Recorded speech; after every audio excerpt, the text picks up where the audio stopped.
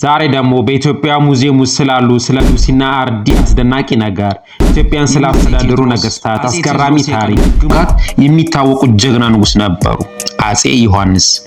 ግንቦት 1983 ዓ.ም ስልጣናቸውን ለቀው ወደ ዚምባብዌ ሄዱ። እስከዛሬ ዓለም አቀፍ ደረጃ እንደ G8 እና የአየር ንብረት ለውጦች ንግግሩ እንዲሁም በሙዚየም ውስጥ ስላሉ ገራሚ የሆኑትን ይዤላችሁ መጥቻለሁ።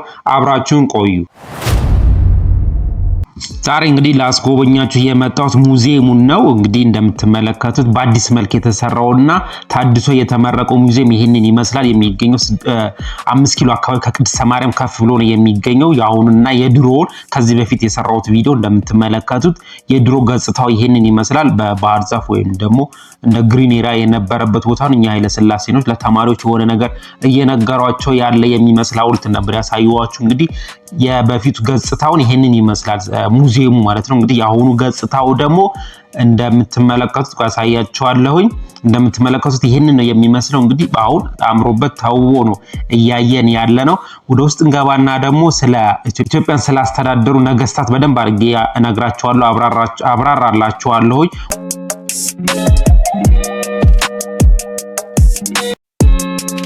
ወደ ውስጥ እንገባለን ማለት ነው። አሁን ይሄኛው የምትመለከቱት የአዲሱን ገጽታው ነው። አሁን እንግዲህ ያሳዩዋችሁ እያስጎበኛችሁ ያሉት ከዚህ በፊት የነበረው ደግሞ ወደ ውስጥ ስትገቡ ያለው ይሄንን ይመስላል። ገጽታው የተወሰነ ለውጥ የፊት ለፊቱ ላይ ያለው እንግዲህ ለውጦቹ ደረጃው ላይ ያለው ለውጥ ትመለከቱታላችሁ። ታድሶ በደንብ ታድሶ ነው የተሰራው። ይሄኛው የድሮ ነው። እንግዲህ ወደ ውስጥ እየገባን ያለው ነው እያሳዩዋችሁ ያለሁት። አዲሱ ደግሞ ይሄንን ነው የሚመስለው። አዲሱ ደግሞ ይሄንን ነው የሚመስለው። በጣም ነው እንግዲህ የሚያምረው አይደለ? ወደ ውስጥ እንገባለን። ስለ ሉሲ እንደገና ደግሞ አጠቃላይ ውስጥ ስላሉት ሙዚየም ውስጥ ስላሉት ነገር በደንብ አድርጌ እያሳየዋችሁ እያስጎበኘዋችሁ ነው የሚጓዘው። በነገራችን ላይ ውስጥ በጣም ብዙ ጎብኚዎች ናቸው የሚመጡት። እዚያውን ገለጻ እየተደረገላቸው ነው ያሉት ማለት ነው። እንደምትመለከቷቸው እኛ እንገባና አሁን በዚህ ጋር አርጋችሁ ከገባችሁ በኋላ የኢትዮጵያን ስላስተዳደሩ ነገስታት የሚገኙበት ፎቶግራፋቸው የሚገኝበት ቦታ ነው ይሄኛው። እንግዲህ እየነገርኳችሁ እያብራራሁላችሁ ወደፊት እንቀጥል። ኢትዮጵያን ስለመሩት ወይም ደግሞ ስላስተዳደሩት ነገስታት እየነገርኳችሁ እያብራራሁላችሁ ጉብኝታችንን እንቀጥላለን።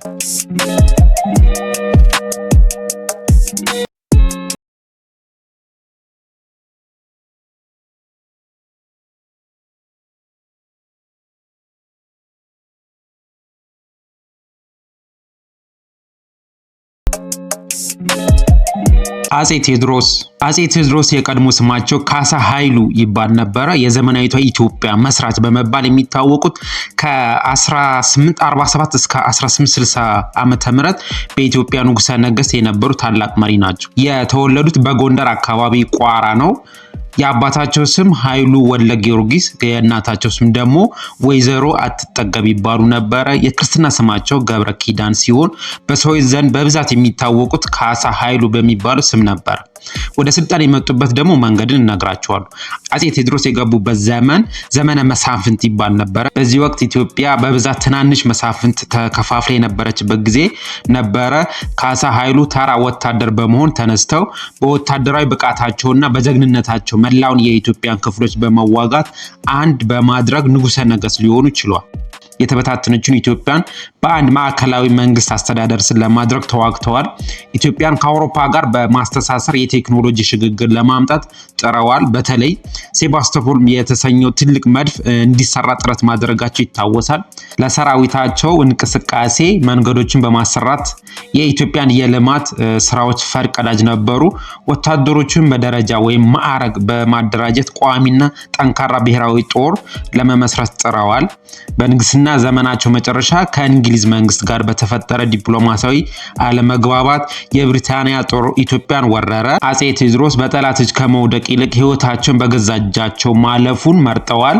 መጋቢት 6 ቀን 1860 ዓ.ም በመቅደላ ምሽግ ራሳቸውን በመሰዋት ህይወታቸው አልፏል ማለት ነው።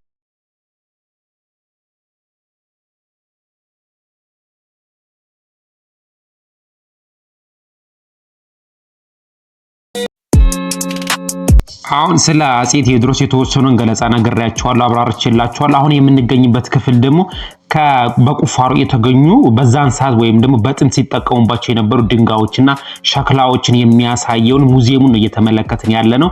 እነሱም በደንብ አድርጌ እያሳየኋችሁ እያስጎበኘኋችሁ፣ በሚቀጥለው ደግሞ ስለ አጼ ዮሐንስ በደንብ አድርጌ እየነገርኳችሁ እያብራራሁላችሁ ጉዟችንን እንቀጥላለን ማለት ነው። ይሄኛው የሚገኘው እንግዲህ ውስጥ ሙዚየም ውስጥ ነው ያለ ነው። አሁን እየጎበኘን ያለ ነው እዚህ አካባቢ። አሁን ያለው ስለ ድንጋዮች ወይም ደግሞ ስለ ሸክላዎች የሚያሳየውን ሙዚየሙን ነው እየተመለከትን ያለው። በነገራችን ላይ ግድግዳው ላይ የየራሳቸው የሆነ ጽሁፍ አለው። እንዴት እንደመጡ፣ እንዴት እንደተቆፈሩ፣ ከየት እንደተገኙ የሚነግረን ጽሁፍ አለ። እሱን እያነበብን ነው የምንጎበኘው ማለት ነው።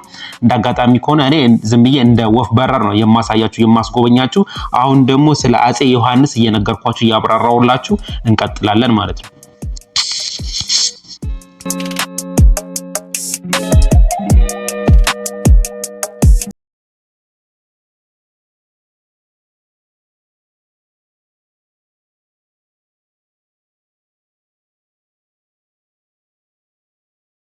ቀጥለን ደግሞ የምንመለከተው ስለ አጼ ዮሐንስ ይሆናል። አጼ ዮሐንስ አራተኛ የኢትዮጵያ ንጉሠ ነገሥት ነበሩ። እሳቸው ከ1864 እስከ 1881 ዓ.ም በኢትዮጵያ የነገሱ ታላቅ መሪ፣ የሃይማኖት ጠበቃና አርበኛ ናቸው። የንጉሠ ነገሥቱ ስም ካሳ ነበረ። የተወለዱት በትግራይ ክፍለ ሀገር በሽሬ አካባቢ ነው።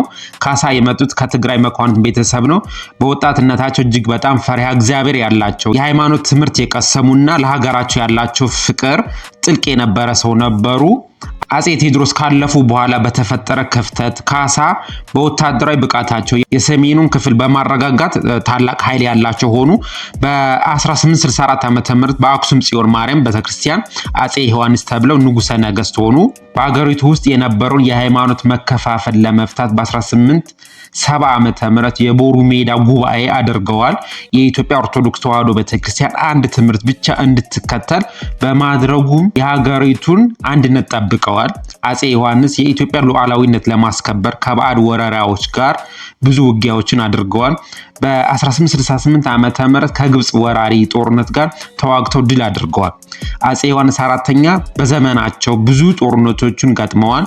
የመጨረሻው ጦርነታቸው በመተማ ከሱዳን መሐንዲሶች ኃይሎች ጋር ነበረ። ምንም እንኳን ጦርነቱ ኢትዮጵያውያን በድል ቢወጡም ንጉሠ ነገሥት በጥይት ተመትተው በመቁሰላቸው ምክንያት በመጋቢት 1881 ዓ.ም ሕይወታቸው አልፏል። ለቤተክርስቲያን ያላቸው ክብር ከፍተኛ ስለነበረ የጽዮን ማርያም ንጉሥ ተብለው ይጠራሉ። ከወራሪ ጦር ጋር ሲዋጉ ራሳቸውን ከሰራዊት ጋር አሰልፈው በመዋጋት የሚታወቁ ጀግና ንጉሥ ነበሩ አጼ ዮሐንስ።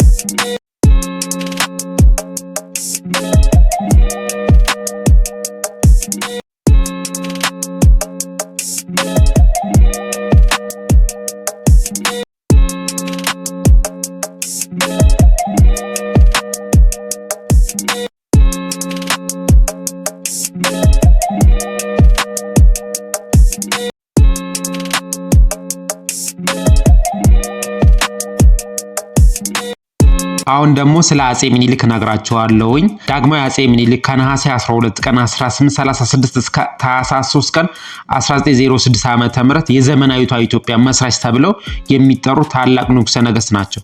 እምዬ ሚኒሊክ እየተባሉ በፍቅርና በክብር ይጠራሉ። የተወለዱት በሸዋ አንጎለላ ነው። አባታቸው የሸዋ ንጉሥ ኃይለ መለኮት፣ እናታቸው ደግሞ ወይዘሮ እጅጋየሁ ለማ ናቸው። የክርስትና ስማቸው ደግሞ ሳህለ ማርያም ይባላል። ወደ ስልጣን የመጡበት መንገድ ደግሞ ነግራቸዋለሁ። በወጣትነታቸው በአጼ ቴዎድሮስ ዘመን በመቅደላ እንደ እንግዳ ወይም ደግሞ እንደ ምርኮኛ ቆይተው ነበረ። ይህ ጊዜ ለፖለቲካዊ ብስለትና ለወታደራዊ ጥብቅ ትልቅ ትምህርት ሆኖላቸዋል። ከመቅደላ ካመለጡ በኋላ ወደ ሸዋ በመመለስ በመጀመሪያ የሸዋ ንጉስ በመሆን አስተዳደሩን አጠናክረዋል። የአጼ ዮሐንስ አራተኛ ህልፈት በኋላ በ1882 ዓ.ም የኢትዮጵያ ንጉሠ ነገሥት ሆነው ተሾሙ። የአጼ ምኒልክ ታሪክ ከአድዋ ድል ጋር በጽኑ የተቆራኘ ስለሆነ ደግሞ ስለዛ ደግሞ የተወሰነውን እነግራቸዋለሁ። ጣሊያኖች የውጫሌን ውል በመጠቀም ኢትዮጵያን በቅኝ ግዛት ስር ለማዋል የሞከሩትን ተንኮል በመረዳት ውሉን በ1885 ዓ.ም ሰረዙ። በየካቲት 23 ቀን 1888 ዓ.ም ከባለቤታቸው ከእቴጌ ጣይቱ ጋር በመሆን መላውን የኢትዮጵያ ህዝብ አስተባብረው በአድዋ ጦርነት የጣሊያንን ወራራ ጦር ድል በማድረግ የሀገሪቱን ሉዓላዊነት አስከበሩ። ይህ ድል ለኢትዮጵያውያን ብቻ ሳይሆን ለሌሎች አፍሪካ፣ እስያ እና የላቲን አሜሪካ ሀገራት የነጻነት ተምሳሌት ሆኗል። አጼ ምኒልክ ኢትዮጵያን ወደ ዘመናዊነት ያመጡ መሪ ናቸው።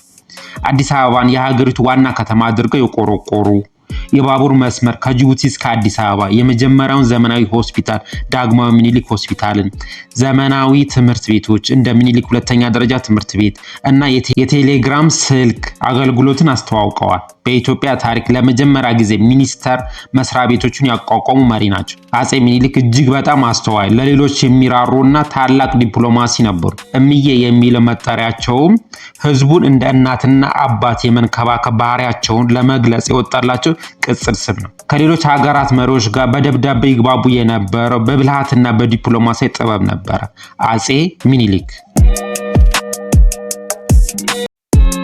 ዛሬ እንግዲህ የማስጎበኛችሁ በደንብ አድርጌ አውደሪውን ወይም ደግሞ ውስጥ ያለውን ሙዚየሙን እያስጎበኛችሁ ስለ ኢትዮጵያ ነገስታት ነው እየገለጽኩላችሁ እያብራራሁላችሁ የሚሄደው። እንግዲህ በድጋሚ መልካም ጊዜ እመኝላችኋለሁ። እናንተ ደሚን ቻናል ላይክ፣ ሼር፣ ሰብስክራይብ ማድረጋችሁን እንዳትረሱ እያልኩ እንግዲህ መልካም ጉብኝት እመኝላችኋለሁ።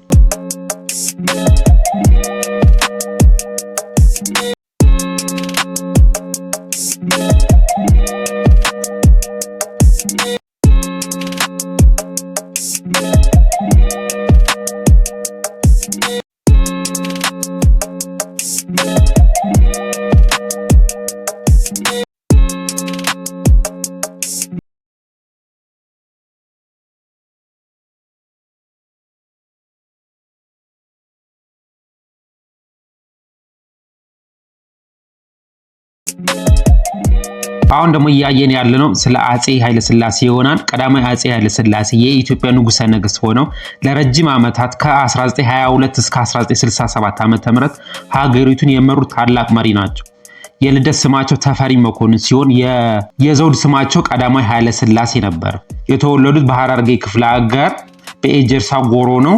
አባታቸው የሐረርጌ ገዢ ራስ መኮንን ወልደ ሚካኤል፣ እናታቸው ደግሞ ወይዘሮ የሽመቤት አሊ ናቸው። በወጣትነታቸው በጥሩ የትምህርት ዝግጅት በዲፕሎማሲና በአስተዳደር ጥበብ የታነጹ ነበሩ።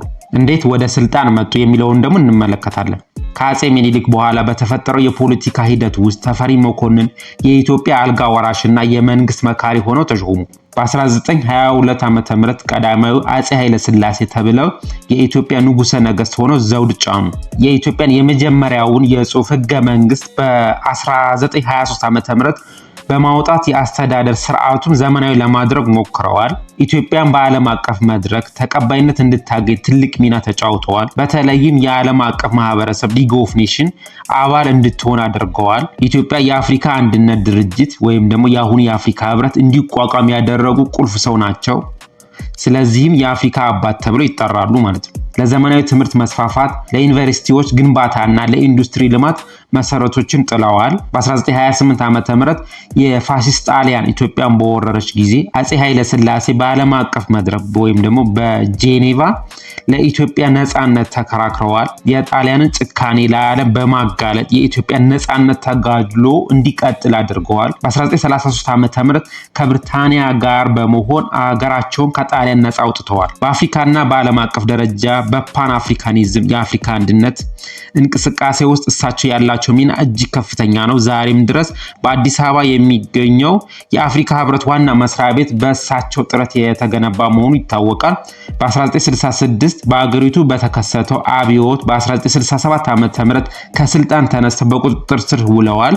በመጨረሻም በ1968 ዓ.ም ህይወታቸው አለፈ። አፄ ኃይለ ሥላሴ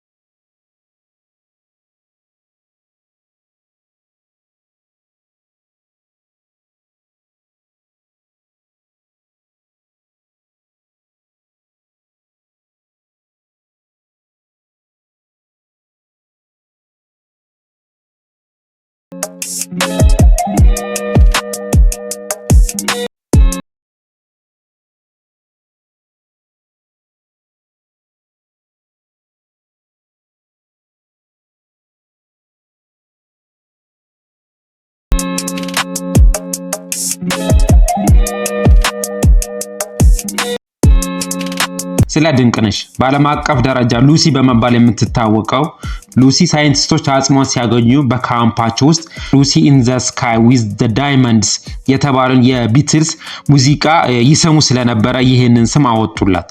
ኢትዮጵያውያን ደግሞ ለዚች የሰው ልጅ ቅድመ አያት ታላቅ ክብር በመስጠትና የሀገራችንን ትስስር በመግለጽ ድንቅነሽ ብለዋታል። ይህም አንቺ ድንቅነሽ ማለት ነው። የተገኘችው በኢትዮጵያ በአፋር ክልል ሀዳር በተባለ ቦታ ሲሆን ድንቅነሽ ከ3.2 ሚሊዮን ዓመታት በፊት እንደኖረች ይገመታል። እንደ አውሮፓውያን አቆጣጠር በ1974 ዓ.ም የተገኘችው ይህች አጽም በወቅቱ ከተገኙት የሰው ልጆች ቅድመ አያቶች አጽሞች በጣም የተሟላች ነበረች። ይህ ግኝት የሰው ልጆች በዝግመተ ለውጥ ሂደት ቀጥ ብሎ መራመድ የጀመረበትን ጊዜ ለማወቅ ትልቅ ሳይንሳዊ መረጃ ሰጥቶታል። ድንቅነሽ ኦስትራሎፒተክስ አፍሪካንሲስ የተባለ የዝርያ ምድብ ውስጥ ትመደባለች። የአጽሟ አወቃቀር እንደሚያሳየው በሁለት እግሯ ቀጥ ብላ መራመድ ትችል የነበረች፣ በተመሳሳይ ደግሞ ለዛፍ መውጣት የሚያግዙ አካላዊ ባህሪያት እንደነበሯት ኢትዮጵያ የሰው ልጅ መነሻ መሆኗን የሚያሳይ ዋና ማስረጃ ድንቅነሽ ናት። ድንቅነሽ የኢትዮጵያ የጋራ መታወቂያና የሰው ልጅ ታሪክ መነሻ ተደርጋ ትወሰዳለች።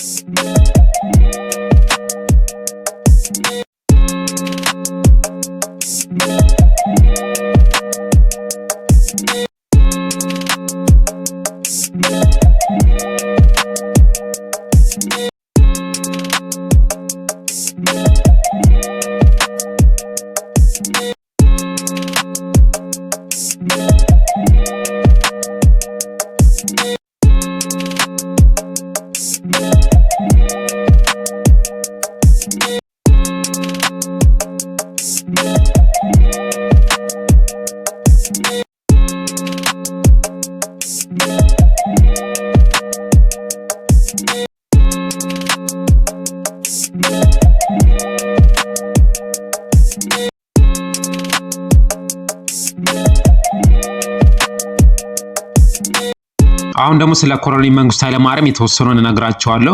ኮሎኔል መንግስቱ ኃይለማርያም ከ1967 እስከ 1983 ዓ.ም በኢትዮጵያ ስልጣን ላይ የነበሩ የደርግ መንግስት መሪ ነበሩ። እሳቸውም የኢትዮጵያ ንጉስ ስርዓት በማስወገድ የሶሻሊስት ወይም ደግሞ የኮሚኒስት አስተዳደርን በመከተል ይታወቃሉ። በ1966 ዓ.ም የተነሳውን የኢትዮጵያን አብዮት በመቀላቀል በወታደራዊ ደርግ ወይም ደግሞ የደርግ ጊዜያዊ ወታደራዊ አስተዳደር ውስጥ ቀስ በቀስ ተጽዕኖ ፈጣሪ መሪ ነበሩ።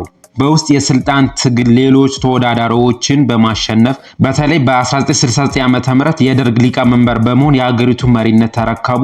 ደርግ ስልጣን እንደያዘ ካደረጋቸው ትላልቅ ለውጦች አንዱ መሬት ላራሹ በማወጅ የፊውዳል ስርዓቱን ማስወገዱ ነው። ኢትዮጵያን ወደ ማርክሲስት ሌኒኒስት የሶሻሊስት አቅጣጫ እንዲያመሩ አደረጉ። በዚህ የኢትዮጵያ ሰራተኞች ፓርቲ ወይም ደግሞ ኢሰፓ ተቋቋመ ማለት ነው። በስልጣን ዘመናቸው በተለይ ከ1969 እስከ 1971 ዓ.ም በነበረው ወቅት ከመንግስት ጋር ተቃውሞ የነበራቸውን የወጣቶች የፖለቲካ ቡድኖች ለመደምሰስ በተካሄደው ቀይ ሽብር የተባለ ዘመቻ ብዙ ወገኖች ህይወታቸውን አጥተዋል። በምዕራብ ሶማሌ ወረራ ጊዜ የኦጋዴን ጦርነት አገሪቱን በመምራት ወረራውን መክተዋል። በተመሳሳይ ሁኔታ በኤርትራና በትግራይ ለረጅም ዓመታት የዘለቀ የእርስ በርስ ጦርነት መርተዋል። እንደገና ደግሞ በ1977 ዓ.ም በኢትዮጵያ የተከሰተውን አስከፊ ድርቅና ረሃብ የመንግስት አስተዳደሩ በዓለም አቀፍ ደረጃ በስፋት እንዲተች ምክንያት ሆኖበታል። አሁን ደግሞ ከስልጣን እንዴት እንደወረዱ እነግራችኋለሁ። በዘመናቸው መጨረሻ የኢትዮጵያ ህዝባዊ አብዮታዊ ዲሞክራሲያዊ ግንባር ወይም ደግሞ ኢህአዴግ ጦርነት አጠናክሮ በመምጣቱና የሀገሪቱ ኢኮኖሚ በመዳከሙ መንግስቱ ኃይለማርያም ግንቦት 1983 ዓ.ም ስልጣናቸውን ለቀው ወደ ዚምባብዌ ሄዱ። እስከዛሬ ድረስ እዛው በስደት ይኖራሉ። የመንግስቱ ኃይለማርያም ዘመነ መንግስታቸው በኢትዮጵያ ታሪክ ውስጥ እጅግ አወዛጋቢ ነበር ይባላል። አንዳንዶቹ ለሀገር አንድነት፣ ለወታደራዊ ጥንካሬ ያደረጉትን ጥረት ቢደግፉም አብዛኛው የኢትዮጵያ ህዝብ ግን በስልጣን ዘመናቸው በደረሰው የፖለቲካ ጭቆና፣ በእርስ በርስ ጦርነት፣ በረሃብ ምክንያት እንደ አንድ ጥቁር ጠባሳ ይመለከቱታል። እናንተስ ምን ትላላችሁ?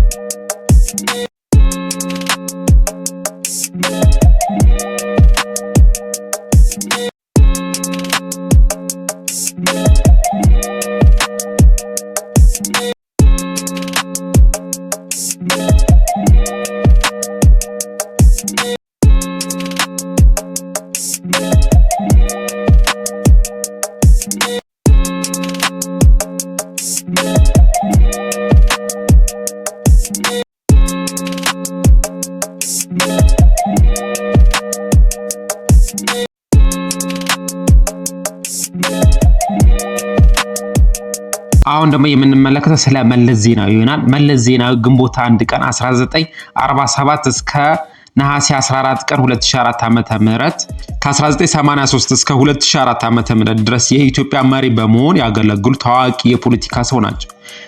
በመጀመሪያም የሽግግር መንግስቱ ፕሬዝዳንት ከዚያም የኢትዮጵያ ጠቅላይ ሚኒስትር ሆነው ለረጅም ዓመታት አገሪቱን መርተዋል። መለስ ዜናዊ የተወለዱት በአድዋ ከተማ ትግራይ ክልል ነው። በ1960ዎቹ መጨረሻ ላይ የትግራይ ህዝባዊ ነጻነት ግንባር ወይም ደግሞ ህወሓትን በመቀላቀል በደርግ ወታደራዊ መንግስት ላይ የትጥቅ ትግል መርተዋል። በኋላም ከሌሎች ድርጅቶች ጋር በመተባበር የኢትዮጵያ ህዝባዊ አብዮታዊ ዲሞክራሲ ግንባር ወይም ደግሞ ኢህአዴግ አቋቁመዋል። ግንቦት 1983 ዓ.ም የደርግ መንግስት ከተወገደ በኋላ የሽግግር መንግስቱ ፕሬዝዳንት በመሆን የኢትዮጵያን አመራር ተረከቡ።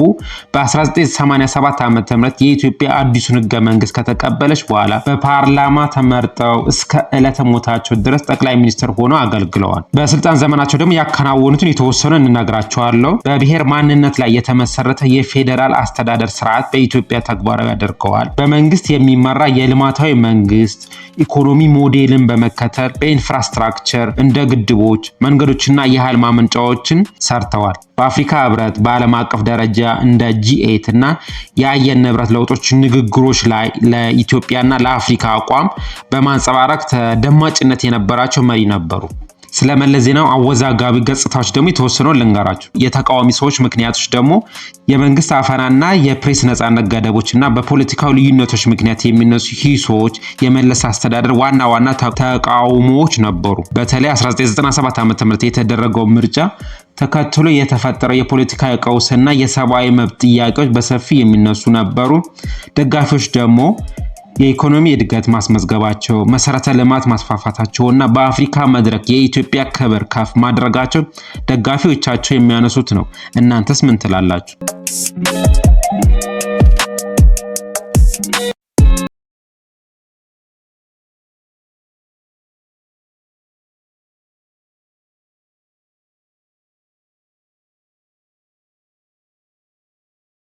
ስለ ኃይለማርያም ደሳለኝ ደግሞ የተወሰነውን ነገር ልንገራችሁ።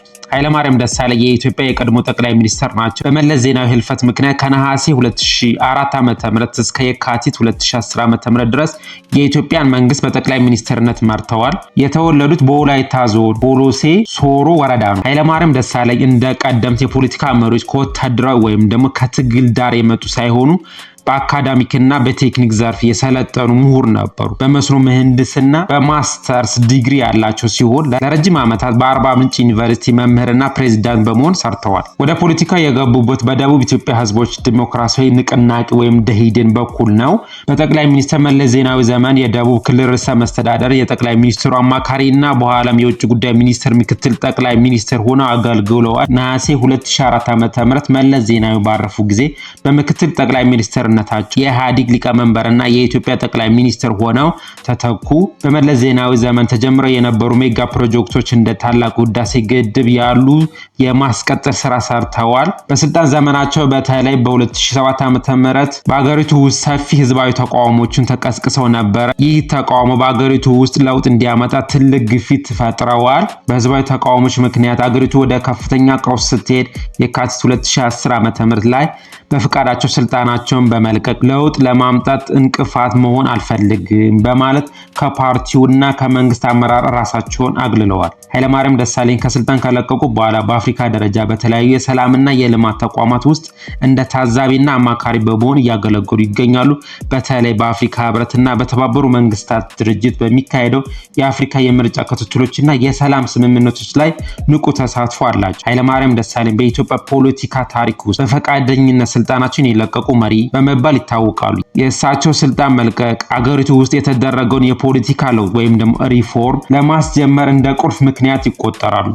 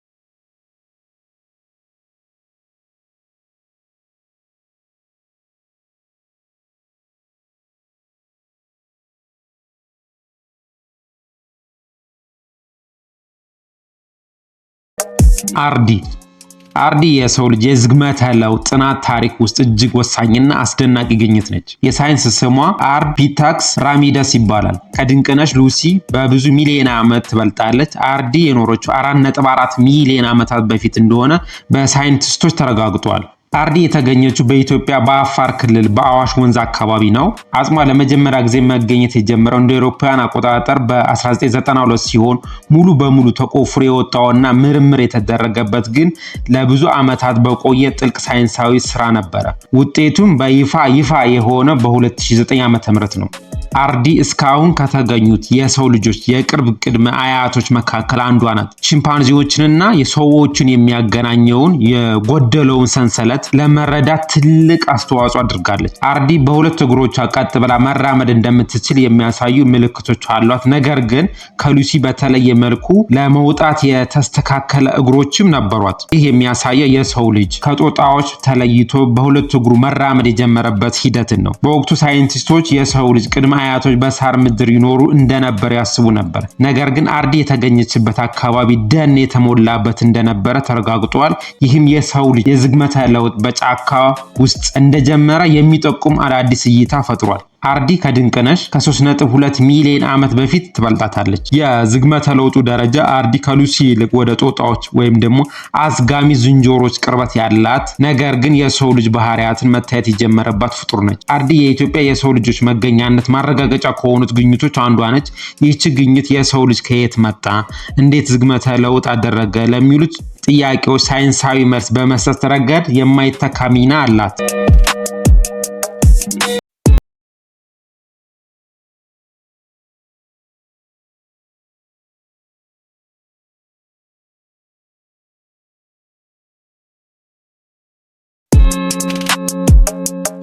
በሙዚየም ውስጥ ያሉትን የተወሰኑትን አስጎብኝቻችኋለሁ። እናንተ ደግሞ ይሄንን ቪዲዮ ላይክ በማድረግ ሰብስክራይብ ያላደረጋችሁ ደግሞ ሰብስክራይብ እያደረጋችሁ በሚቀጥለው ቪዲዮ እስከምንገናኝ ድረስ ሰላም ቆዩ።